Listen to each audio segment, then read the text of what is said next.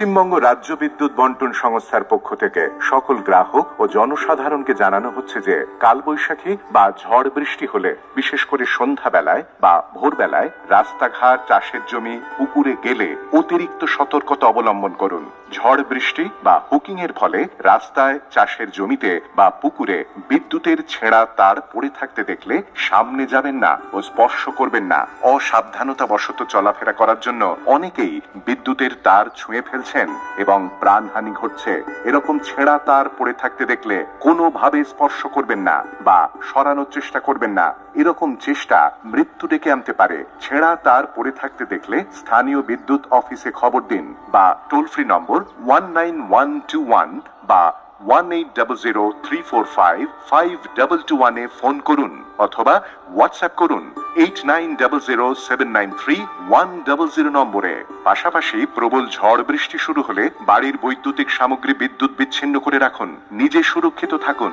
পরিবারকেও সুরক্ষিত রাখুন। পশ্চিমবঙ্গ রাজ্য বিদ্যুৎ বন্টন সংস্থা সর্বদা আপনার পাশে আছে ও থাকবে।